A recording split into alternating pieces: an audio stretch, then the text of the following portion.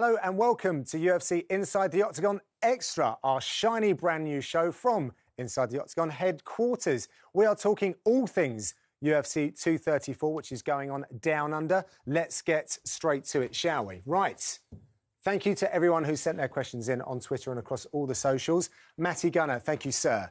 Both Kelvin and Robert have moved up from a lower weight class. That being said, who benefits more from the move up over the course of 5 rounds? Interesting. Well, I mean, you've got to think Whittaker's the only one we've seen do 5 rounds, especially at this weight class. So you've got an edge with Whittaker. Even though Kelvin's prepared for 5 rounds before?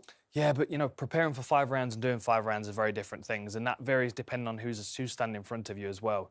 You know, Whittaker's paced himself comfortably over 5 rounds in his last 2 fights against one of the most powerful and dangerous fighters in the division. A Marvel character. Exactly. An X-Man character. So we know that Whittaker can do that. Gastelum, we know he throws big power in his shots, which can deplete your cardio, but we also know he fights relaxed, which is a very good way of maintaining your cardio. So, I mean, ultimately, it depends on how the fight plays out. The most important thing, though, is both of these guys have moved up from a weight class, which means that over 25 minutes, we'll get a better performance from both of them. OK, right, moving on. So, Twitcommer, he is asking, Gastelum last loss was against Weidman, who took him down and handled him on the ground. Do you think Whittaker should go with the same game plan? I don't think he will. You know, going back to the show that we did where we break this fight down, you can see Gastelum stand up from the floor with Weidman on top of him, clamped onto a Kimura, 2 arms on 1, and Gastelum gets back up. I mean, the problem that you've got to imagine is if Whittaker comes out and starts wrestling and he can't take Gastelum down or he can't keep up with Gastelum on the mat, then he's spending unnecessary energy in a range which he's not really as comfortable as Gastelum, I would say. You know, Gastelum's got that wrestling background. He's got the instincts of a wrestler.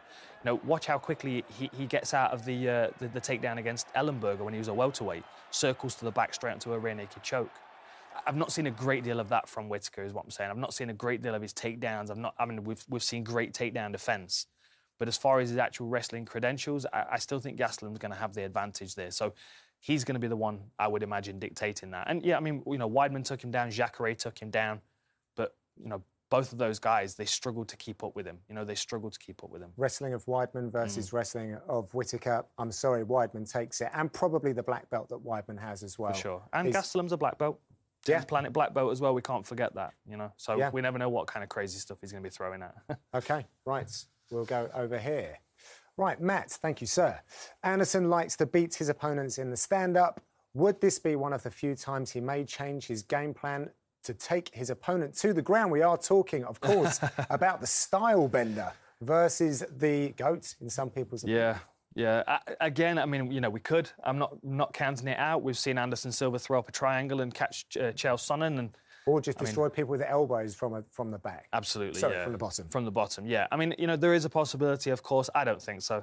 I think Anderson Silva is going to keep all of his conditioning cards in one pocket in case he needs to deal with a flurry from Stylebender. I think this is going to be a very technical matchup. I think both of these guys are going to spend a lot of time kind of feeling each other out, reading each other, throwing lots of feints. I mean, this could be a 15-minute real technical battle between 2 of the highest level strikers in the division. We just don't know.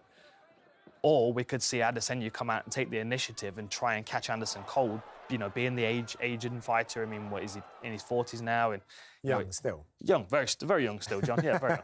But, you know, he's not going to be as fast or as aggressive as Adesanya. Adesanya's on a roll at the moment, and also he's got Anderson Silva in front of him. If he beats Silva, that's a massive statement for the rest of the division. It saves him a lot of work going through all the other contenders. OK. I mean, this is like 3 fights in one if you can take Anderson Silva's scalp for your record. I've just got one follow-up on this. Do you think that Anderson Silva has been a little bit too experimental in his last couple of fights? It feels to me like I go back to when he fought Bisping. I've been training Filipino boxing, so he's standing there, walks back to the fence, Filipino boxes for a while, which isn't really a concussive way of fighting, in my opinion. And then you just feel like he could completely just turn it on at any point and finish the fights. Quite possibly. I always felt like Anderson Silva used to fight to entertain himself more than anything. You know, he likes the challenge of being in there against somebody, but if that person's not challenging him, he's going to challenge himself. It's just a genius. Exactly. Go back to the Tony Strickland fight back before he signed with the UFC. Exactly. I'm fighting Tony Strickland, who's a good Thai boxer, but I'm still kind of bored because I'm kind of having my own way. So what I'm going to do, I'm going to throw upward elbow. It's the way Anderson Silva fights. He needs to challenge himself, which is why in his fights he's always very creative. Well, thank you for joining us here on Inside the Octagon Extra. We thank everyone who's sent in their tweets. We'll be doing this again.